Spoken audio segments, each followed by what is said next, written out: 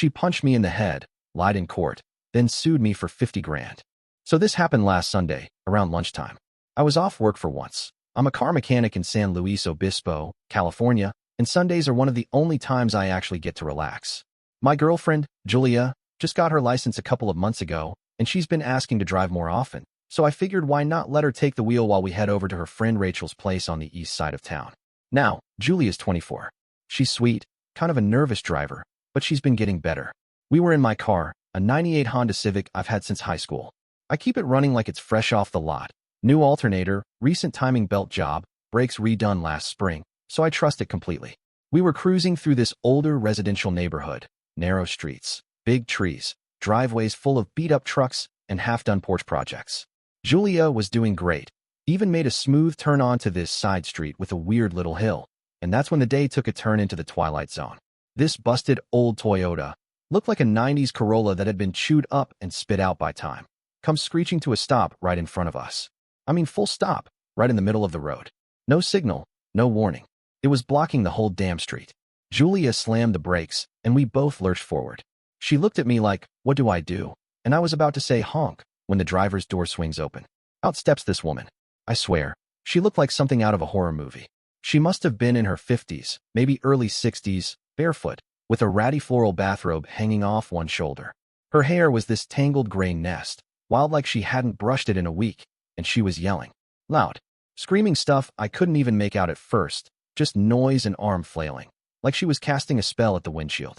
I leaned forward, thinking maybe she was having some kind of medical episode or needed help. But then she pointed right at us, her hands shaking, and started pounding on the hood of the car. I mean full-on slapping it like it had personally offended her. Julia froze, hands gripping the wheel, eyes wide. I could see her panicking, and I reached over, gently touched her wrist, and said, "Hey, it's okay. Just keep the doors locked." Then the lady shifted to my side and got real close to the driver's window, screeching something about how we're not welcome here, and this is a private street, and some other nonsense that made zero sense. I rolled the window down an inch and said, "Ma'am, we're just trying to get through. Can you please move your car?" That set her off even more. She screamed, "Don't tell me what to do in my own damn neighborhood," and threw what looked like a handful of gravel at our windshield. Tiny pebbles bounced off the glass and clattered down the hood. Julia yelped. She reached for the hazard lights like it was a shield. I was about to get out and deal with this when the woman leaned against the hood and started crying, like full-on sobbing, wailing into the sky. It was so jarring I just sat there for a second, wondering if this was some kind of breakdown. A guy came out of one of the houses then, mid-30s, gym shorts, holding a Coors Light, looked more annoyed than concerned. He yelled, "Mom, get back in the house." She didn't move, just kept crying and mumbling to herself. The guy came stomping over and apologized through her windshield.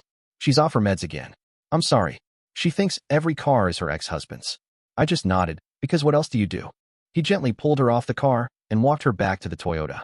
She slapped at his arm, but eventually let him guide her into the passenger seat. Then he got behind the wheel and backed the car out of the way like it was nothing. We drove past slowly. Julia didn't say a word until we were 2 blocks away. Then she just whispered, "What the hell was that?" I didn't have an answer. We made it to Rachel's place eventually, but the vibe was wrecked. Julia kept replaying it in her head all afternoon. And honestly, so did I. I've seen weird stuff in my line of work, but nothing quite like that. It's one of those moments where your normal, boring day takes a sharp left turn into madness, and you're left trying to figure out if it was even real. All I know is, next time Julia asks to drive through that neighborhood, I'm taking the keys back. The moment she started pounding on the hood, I thought something serious had happened. My brain jumped straight to worst-case scenario. Some kind of accident. Maybe we clipped someone without realizing it.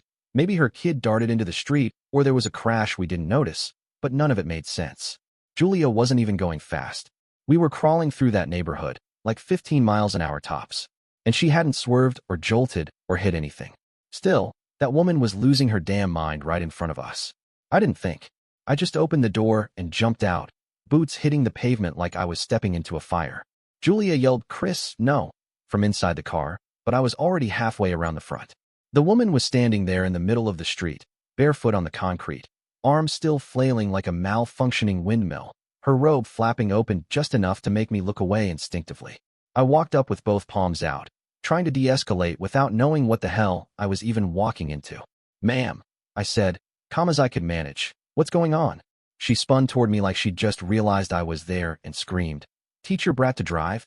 You idiots. What are you standing there for, you moron? She almost ran over my dog. I looked over at her yard. The dog, some crusty old poodle mix, was just standing there like a lump. It was on a leash, tethered to the porch railing, a good 10 feet away from the sidewalk. There was no way Julia even came close to it. The thing hadn't even barked. It was just watching us with this half-blind squint like it had seen this show before and wasn't impressed. I turned back to the woman. Your dog's fine, I said, still trying to stay respectful even though my patience was already hanging by a thread. Nobody hit anything. We're just trying to get through. She's stalking me, the woman shouted, now pointing straight at Julia, who was still frozen in the driver's seat. You think I don't see you back there? You've been following me. I see you drive up and down my street every damn day. This is my street. You hear me? Julia's eyes met mine through the windshield. She looked pale, her hands still on the wheel, knuckles white. I could tell she was trying not to cry. Her mouth was slightly open like she was stuck mid-sentence, mid-thought, unable to move or even blink properly. I've seen her scared before. Once when a tire blew out on the freeway during practice. Another time when a guy catcalled her at a gas station and wouldn't back off. But this was different. This was helplessness. Ma'am, I said again, sharper this time. We don't even live here. We're just passing through. My girlfriend's learning to drive. That's it. The woman ignored me entirely and kept yelling at Julia. Little bitch needs to learn where she's going. Almost hit my dog. I'll call the police. You hear me? I'll report you. The whole time, she's standing in her own damn driveway, one hand still gesturing wildly, the other holding nothing. No phone, no leash, nothing that would imply she was about to do anything but keep screaming. I looked around the street. No one else was outside. No one came to check on the noise. Just sun-bleached lawns and a few mailboxes leaning like they were tired too. Either this wasn't the first time she pulled a stunt like this or the neighbors had all learned to tune her out. I stepped between her and the car, not aggressively, just enough to break the line of sight. Listen, I said, and my tone wasn't polite anymore. You need to step back. You're scaring her. We didn't touch your dog. We didn't even come close. You need to let us through. She looked at me like I'd just slapped her, then dropped her hands to her sides and muttered something I didn't catch. She spun around, marched a few feet back toward her porch like she was retreating, then turned again and stood directly in her driveway, arms folded like a final boss in a video game. I'm not moving, she snapped. This is my street. You're not coming through. I stared at her. It's a public road, I said slowly, like I was talking to a toddler. We're not trespassing. We're driving. That's it. She didn't answer, just stood there, squinting at us with the kind of fury that made no sense, like we'd walked into her living room and kicked over her coffee table. I got back in the car and shut the door a little harder than necessary. Julia didn't say anything. I looked over at her, and she finally turned her head slightly, like she wasn't sure if it was okay to speak. Did I hit something? She whispered. No, I said. You didn't do anything wrong. She nodded once, then looked forward again. The woman was still there, blocking us. I sighed, pulled out my phone, and called non-emergency dispatch. Explained what happened, gave the street name, described the car, the woman, everything. The guy on the other end sighed too, like he already knew who I was talking about. Said he'd send someone by. 10 minutes passed. The woman just stood there the whole time, like a statue of bitterness in bathrobes. When the cruiser finally rolled up, she waved at it like she'd summoned it herself. I half expected her to start crying again. The cop stepped out, took one look at her, then walked up to my window first. I explained what happened. He nodded, then walked over to the woman. I couldn't hear what he said, but I saw her face twist and her arms go back up in the air. More screaming, more ranting. Eventually, he got her to step off the driveway and into her yard. She didn't go inside, just paced back and forth, muttering to herself while we finally eased past. Julia didn't drive the rest of the way. She pulled over 2 blocks down and practically shoved the keys into my lap. I didn't argue, just drove us the rest of the way to Rachel's in silence. The whole day felt off after that. Julia tried to act normal, but I could tell she was rattled. We didn't talk about it much. What was there to say? Some people are just broken in a way you can't fix. I stood there staring at her, trying to keep my voice steady, even though every muscle in my jaw was tightening by the second. Lady, I said slowly, move aside. Let us pass. You're acting crazy. I wasn't trying to insult her. I really wasn't. I just didn't know what else to say anymore. The woman had been ranting nonstop for what felt like 10 minutes. First it was about the dog that hadn't actually been near the car, then about us following her, then about the street being hers like she'd personally bought the asphalt. Every time I tried to reason with her, she just got louder, like volume alone could make her right. And now she was waving her arms even harder, her voice cracking like a blown speaker, face red and scrunched up like someone who hadn't slept in days. She started shouting something about everyone being against her. And then out of nowhere it turned into some kind of conspiracy nonsense. You're one of them, aren't you? With the chips in the brain? You think I don't know? She pointed at me like she'd just solved a murder, like I was the villain in whatever movie was playing in her head. At that point I wasn't scared, I was just tired. It was hot, the sun was glaring off the windshield, and I could see Julia inside the car, gripping the steering wheel like it was an anchor. She hadn't moved an inch. She looked terrified, stuck between guilt and fear and not knowing if this was somehow her fault. I gave her a small nod through the window, hoping it would reassure her, then turned back toward the woman. All right, I muttered under my breath. I took one last look at her, then started to walk back to the passenger side of the car. My plan was simple. Get in, call the cops again, and wait it out from inside with the doors locked. If she wanted to keep ranting, fine. But I was done standing in the middle of a sun-baked street trying to explain basic reality to someone who clearly wasn't living in it. I had just turned my back, maybe took 3 steps toward the car, when I felt something slam into the back of my head. It wasn't a shove. It wasn't a slap. It was a closed fist, hard and fast, right behind my left ear. It felt like my skull had just been plugged into an electrical socket. My vision blurred for a second, knees buckled slightly, and I had to catch myself on the side mirror. The sound that came out of my mouth wasn't even a word, just this shocked, involuntary grunt. I spun around in disbelief, and there she was, standing there with her fists up, breathing heavy like she was about to go for round 2. What the hell is wrong with you? I barked, stepping back, hand instinctively going to the side of my head. She just stared at me, eyes wide and unfocused, like she wasn't even seeing me, but something else entirely. You think I don't know what you're doing? She shouted, spit flying.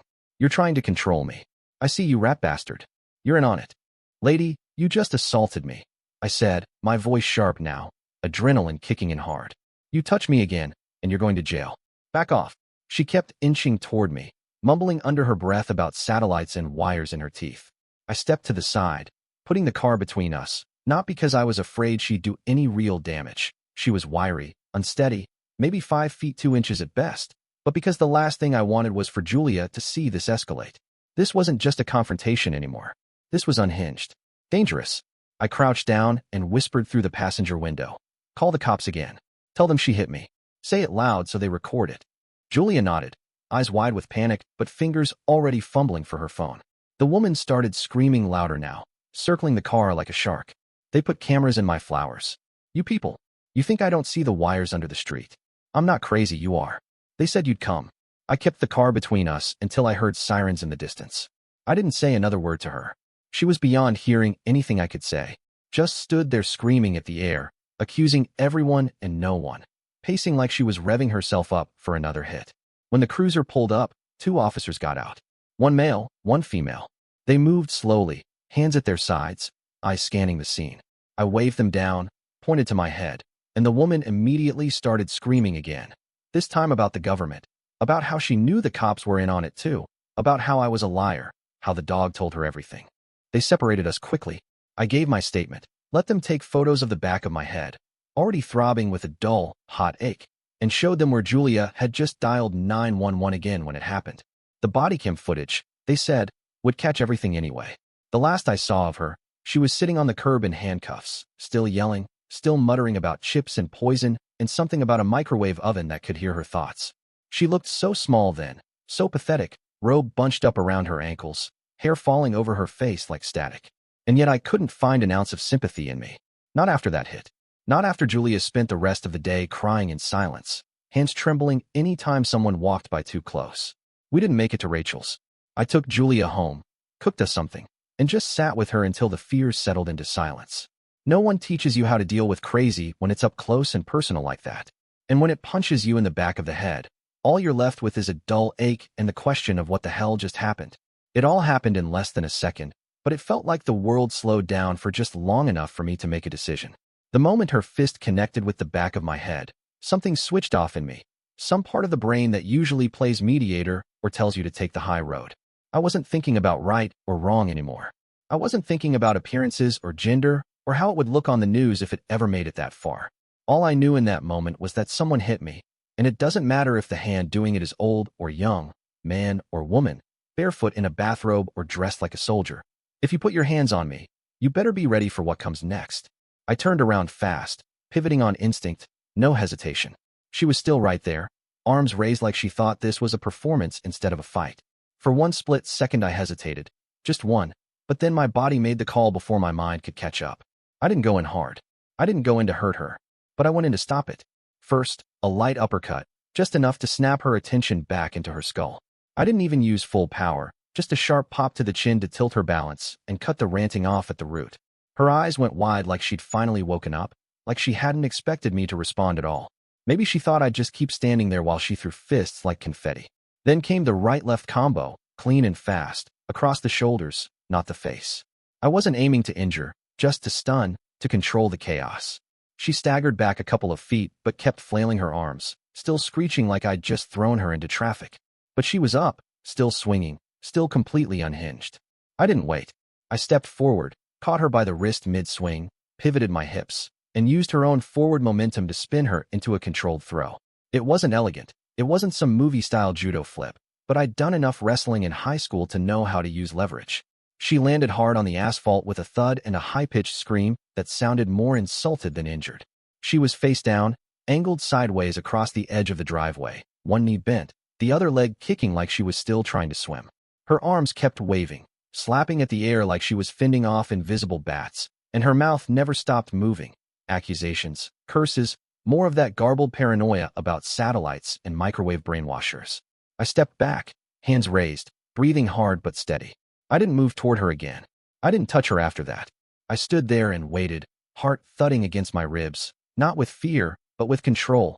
Pure, rigid control. I'd shown her the limits. Not just of her strength, but of what was going to be tolerated. I didn't say a word. I didn't need to. She wasn't listening anyway. From inside the car, I could see Julia's face frozen behind the windshield. She hadn't moved, but the dashcam mounted just below her rearview mirror was blinking red, steady and solid, capturing every second. The sound, the punches, the throw, her raving before and after. It was all on record. I heard sirens again in the distance, louder now. Someone must have called. Maybe another neighbor, or maybe one of the officers from earlier had circled back. Either way, it didn't matter. They'd see it all. No one was going to have to take my word for anything. There wouldn't be a single second unaccounted for. No guessing who hit first, who escalated, who backed off. And as she lay there on the pavement, still flailing and swearing, something about her changed. She wasn't a woman anymore. She wasn't some lost neighbor or confused senior. She was a sparring partner, one I hadn't asked for but had been handed anyway, thrown into my path like a test from a universe with a sick sense of humor. I didn't want to fight her. I didn't want to lay hands on anyone. But I also wasn't about to let someone hit me in the head and just walk away like that was normal. You don't get to put your hands on people and expect them to play by some unwritten rule you never agreed to. When the cruiser finally pulled up, I backed away from her completely, hands in clear view. I was already reaching for my wallet, ready to explain. But the officers had their own dash cams, and within seconds, they were watching Julia's footage in real time, eyes flicking back and forth between the screen and the driveway. They didn't cuff me. They didn't even question me that hard. One of them nodded slowly and said, "Looks like she made the first move," and radioed in for an ambulance to have her checked out just in case. She was still talking as they loaded her into the back, still raving, now trying to blame the dog for starting all of it. I didn't say a word, just walked back to the car, slid into the passenger seat, and let Julia take a long, shaky breath before she turned the key in the ignition. The drive home was silent, except for the soft hum of the tires and the quiet clicking of the turn signal. I kept thinking about how close I'd come to just walking away. How if I'd made it back to the car 1 second faster, I'd be sitting there with a ringing skull and a story nobody would have believed. But now there was video. Now there was proof. Now there were boundaries. And sometimes, you don't teach those with words. Sometimes, you have to show them. I got back into the car slowly, closed the door without slamming it, and took a long breath through my nose. The air inside was hot and stale, but it still felt like stepping into another world. Quieter, safer, sealed off from whatever just happened out there. Julia was still sitting behind the wheel, stiff as a statue, both hands locked on the steering, while like letting go might collapse the whole car. She didn't say anything, but her eyes flicked toward me, wide and stunned. She looked like she'd been holding her breath the entire time, like she hadn't even blinked since I stepped out. Her face was pale, mouth slightly open, and I could see the start of tears in the corners of her eyes, though she wasn't crying yet. I nodded once to let her know it was over. Not fixed, not understood, just over. From the back seat, there was a soft whimper. Hunter, our black lab mix, was curled up on the blanket we kept back there for him, but his head was up now, eyes darting back and forth between me and the window. His ears were low, his body tense the way it always did when things went wrong. He whined again, longer this time, low and sad, like he could still feel the leftover static of what just happened. He's a good dog, smarter than he looks. He's been with me through worse, and he always knows before anyone else when I'm hurt. He'd been dead quiet the whole time we were stuck behind that woman, not even barking when she slammed her hands on the hood. But now that I was back, now that I was inside the car and not standing out there like a target, he was letting out these small, anxious sounds like he needed to confirm I was really all right. "I'm okay, buddy," I said softly, not turning around but loud enough for him to hear. My voice came out rougher than I expected, like it had been sandpapered on the way out. Julia finally blinked and let go of the wheel with one hand to put the car into drive. Her knuckles were white. She didn't say anything, but the tires rolled forward like we were leaving a crime scene. Which, in a way, we were. As we pulled away, I glanced into the side mirror. The woman, my sparring partner, I guess, if you can call her that, was still standing in her driveway, holding her phone to her ear like it was a lifeline. Her other hand hovered just above her chest, trembling slightly. Her mouth was moving but slowly now, no more screaming, no more wild gestures. Her robe was still loose, tangled around her shoulders, and the front of her hair was stuck to her forehead with sweat. For the first time since the whole thing started, she looked less like someone who wanted to fight and more like someone who was just lost. Her face wasn't bloody, not really. I hadn't gone in to break her, and I didn't. But something had shifted in her expression. Her mouth was still moving, still saying something into the phone, but her eyes had that glazed, far-off look like she wasn't sure whether she'd won or lost. And beneath the mess, under all the ranting and rage, I saw it. Not pain, not madness, shame. The kind that sticks after the adrenaline fades. The kind that doesn't need a mirror to sting. I watched her get smaller in the mirror until the houses swallowed her up and she was gone. Julia didn't ask where we were going. I didn't ask her how she felt. We just drove, block after block, until the neighborhood changed and the sun wasn't glaring directly into our faces anymore. The silence wasn't uncomfortable. It was the kind you settle into after something shakes you so hard that even words feel like noise. I didn't check my phone. I didn't even want to look at it. Whatever came next, cops, statements, reports, could wait. For now, we were still moving, still breathing, still together. And sometimes, that's all that matters. About a week after everything went down, just when the bruising on the back of my head started to fade, and I was beginning to think maybe, just maybe, that whole afternoon would stay exactly where it belonged. In the rearview mirror, a plain white envelope showed up in my mailbox. No return address, just my name printed across the front in that cold, all-caps legal font that never means anything good. I opened it right there on the porch, Hunter sniffing the base of the mailbox like it held a clue. Inside was a summons. A civil lawsuit. Plaintiff, Susan Carter. Defendant, Christopher Durant. I stood there holding the paperwork for a minute like it might disappear if I blinked hard enough. But nope, there it was in black and white. She was taking me to court. The woman who screamed at Julia for learning how to drive. The same one who punched me in the back of the head for daring to walk away. The same one caught in full high-definition dashcam footage swinging first like she was trying out for a senior MMA league. Yeah, that one was now suing me. The list of charges didn't just stretch reality. It built a whole new one. Physical assault, emotional trauma, disrespect and harassment of an elder, even willful intimidation, which I had to look up to make sure it wasn't something made up by Facebook groups for people who think streetlights are spying on them. She claimed she'd been attacked in broad daylight without provocation, said I used combat techniques designed to subdue and humiliate, and accused me of causing irreversible psychological damage. She was seeking $50,000 in damages. 50 grand. For what? Her bruised ego? Julia came out onto the porch while I was still standing there, paper in hand, and immediately froze when she saw the expression on my face. What's that? I handed it to her without a word and watched her read it, her mouth tightening more with every line. When she got to the part where Susan referred to me as a violent thug who ambushed a defenseless woman, Julia let out a sharp, humorless laugh and shook her head. You've got to be kidding me. Oh, it got worse. That night, a friend from my old high school messaged me out of the blue. Sent me a screenshot from Facebook. Susan had made a public post, complete with a selfie of her face angled just enough to show a faint reddish mark under her jaw. Something you'd probably miss entirely if you weren't looking for it. The caption read, "Last week I was brutally assaulted by a stranger right outside my home. He hit me, threw me to the ground. All because I asked him to slow down. Please pray for justice. Hashtag stop the violence, hashtag elder abuse, hashtag thug attack." There were likes, comments, people chiming in with things like sending prayers and so sorry this happened to you. A few even asked for my name so they could make sure he doesn't do this again. I didn't know whether to laugh or put my fist through drywall. Her lawyer, it turned out, was the cousin of someone Julia knew vaguely from college, some bottom-shelf personal injury guy who once threatened to sue a dog groomer for trimming his Pomeranian's tail unevenly. The kind of guy who took every case that involved a dollar sign and a gullible client. From what I could tell, he had already started spreading word around town that they had an open and shut case, citing multiple witnesses, which, unless we're counting imaginary friends or that half-deaf poodle tied to the porch, was pure fiction. I spent that night watching the dashcam footage again. I knew what was on it. Every frame had burned itself into my brain already, but I needed to see it clean. No doubt. No cracks. And it was all there. Her stepping into the street, screaming, swinging, the punch to my head, me turning, blocking, restraining, never once going beyond what I had to. Hell, even the part where I stepped away, hands up, after it was over, was in the shot.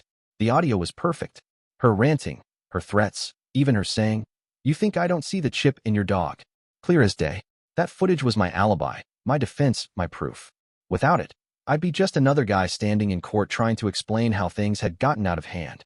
But with it, I had a time-stamped, high-def breakdown of exactly what happened, start to finish. Still, that didn't stop the knot in my stomach from forming. Because once someone decides to drag you into a courtroom, logic isn't what gets tested first. Reputation is. And hers, apparently, had enough sympathy currency to stir up a little mob online. The next few days were full of tension. I started getting strange looks at the shop. One of the older customers asked if I was the guy who hurt that woman on Washington Street. Another just stood by the counter silently, like he was trying to decide whether to cancel his oil change based on how dangerous I looked. I kept my mouth shut. Let the footage speak. Send it to the lawyer I called up the day I got the summons. An actual professional, not a friend of a friend with a family discount. He watched it once and said, "They'll try to bluff you into a settlement. Don't take it. She's lying through her teeth." So I didn't take it. But still, the fact that it got this far past reason, past facts, past everything anyone with working eyes could see, it said something about the world now. That you can go from defending yourself in broad daylight to getting dragged through mud just because someone's loud enough and angry enough and desperate enough to weaponize a lie. Susan Carter wanted to make a public example out of me. She wanted money, attention, validation, maybe all of it. What she didn't expect was that I came with a camera, a clean record, and zero interest in settling for silence. When the day finally came, I sat in that courtroom like someone waiting for a bad movie to end. I'd been through depositions, interviews, back and forth emails, and all the other nonsense that comes with someone dragging you through court over something that never should have happened. My lawyer, a guy named Hoffman, had told me to keep calm, keep quiet, and let the footage do the work. So that's what I did. I sat there in a collared shirt that didn't feel like mine and watched as Susan Carter walked into that courtroom like she was the goddamn plaintiff of the year. She was dressed for sympathy, long beige cardigan, soft pink scarf, cane that I had never once seen her use during the entire scene in her driveway. Her lawyer, the cousin of somebody with a business card type, stood next to her all stiff and serious, ready to recite whatever fiction she'd been feeding him. The judge was a woman in her 60s, no-nonsense face, glasses perched low. After some procedural chatter and the reading of the claim, they asked if we had evidence to present. My lawyer simply said, "Yes, Your Honor. We'd like to begin with a video from the defendant's vehicle dashcam. Time-stamped. Full audio." They dimmed the lights slightly and rolled out a little monitor on wheels, like we were back in high school watching a film strip. A bailiff pressed play. The room went quiet. And there it was. Full-color HD. Clean picture, clear angle, front and center. No blur. No shaky handheld mystery footage. You could hear birds chirping, the soft hum of my old Civic's engine, and then, her voice. "Teach your brat to drive, you idiots." Susan's voice came through the speakers, sharp and wild, filling every corner of the courtroom. She was in the frame, waving her arms, yelling nonsense about us stalking her, about this being her street. You could hear Julia whispering, scared. You could hear me saying, "Ma'am, we're just trying to get through," and then later, "Lady, move aside, let us pass. You're acting crazy." No yelling, no swearing. Just tired, clear, firm. Then the moment came. She punched me in the back of the head. You could see it. My body jerking forward slightly. The camera catching her arm raised, her face twisted. No shadows. No guessing. Then me turning around. Blocking. Restraining. Never once throwing a wild punch. Never once striking her beyond what was necessary to stop her swinging. You could see the way I let go, stepped back, hands raised. And she was still shouting. The room stayed silent for a full 3 seconds after the video stopped. Then the judge said, "Let's see that again." They played it a second time, then a third. Each time, I could feel the energy shift. First shock, then discomfort, then something closer to embarrassment, but not for me. For her. I looked over at Susan during the second playback. She was staring down at her lap. Her hands were clutching her scarf like it might turn into an escape rope. Her face had none of that righteous fury she wore in her Facebook post. Just a pale, twitchy kind of panic. She looked like she wanted to disappear. After the third viewing, her lawyer leaned over and whispered something, then stood up and asked for a recess to consult with my client. His voice was quieter now. Less theater, more damage control. The judge granted the break, 20 minutes. Susan didn't move, didn't look at anyone. When she finally got to the stand again, she looked dazed, like someone just dragged her out of a dream and handed her a bill. She started stumbling through her testimony, words halting, voice thinner now. She kept saying things like, "I don't remember everything clearly, and it happened so fast, and more than once, I don't know, I don't remember." At one point, she tried to imply that maybe the footage had been edited, but the judge cut that off quickly. "Do you have any evidence that this video was tampered with?" she asked. Susan stared, then mumbled something about people knowing how to do those things now. But it was clear she had nothing. I didn't smile. I didn't shake my head. I just sat there. When it was finally over for the day, Hoffman leaned over and said, "They're going to pull the claim. If they don't, it'll get laughed out of the courtroom next week." I believed him, because that footage didn't just defend me. It dismantled her story piece by piece, word by word. It didn't just show what happened. It showed who she was and who I wasn't. And when you've got that kind of truth recorded from 3 angles, in full sound, there's not much left to argue. She wanted a payday. She got a replay. 3 of them. The verdict came in on a Thursday morning, 2 weeks after the courtroom first filled with Susan Carter's accusations and her lawyer's tight-lipped dramatics. The courthouse was quiet, half full, mostly older folks killing time or waiting for parking tickets to get tossed.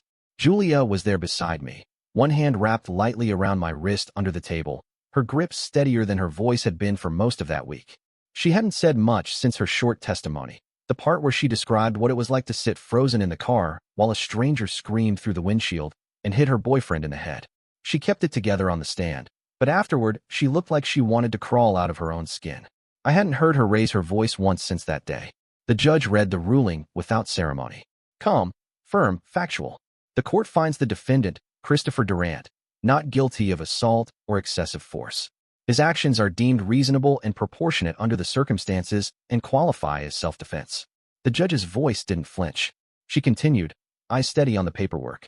The court finds the plaintiff, Susan Carter, guilty of initiating the altercation through unprovoked aggression, physical assault, and knowingly making false accusations against the defendant both in her sworn statements and in public communications. 2-year suspended sentence. $5,000 in court-ordered restitution, split evenly between me and Julia. The words hit harder than I expected, not because I was surprised. At that point, the lies had folded in on themselves so many times that even Susan had stopped trying to explain them. But hearing it out loud, hearing someone in a black robe say she was guilty, that I wasn't the one who should be ashamed, it was a kind of relief I didn't know my body was holding in. Susan didn't cry. She didn't yell or protest. She just sat there staring at the floor like the weight of everything she'd created had finally caught up to her. Her lawyer didn't say a word. I think even he knew they were lucky it was a suspended sentence and not worse. Afterwards, outside the courtroom, someone tried to shove a local reporter's mic in my face. I waved them off. I didn't need a headline. I didn't want a story with my name in it floating around on the internet for eternity. I didn't want to be the guy who fought a woman in a driveway.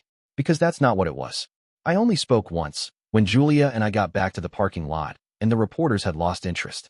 I said it to no one in particular, maybe just to myself. It wasn't a conflict with a woman. It was a sparring match with madness. And I won. Then we got in the car and drove away.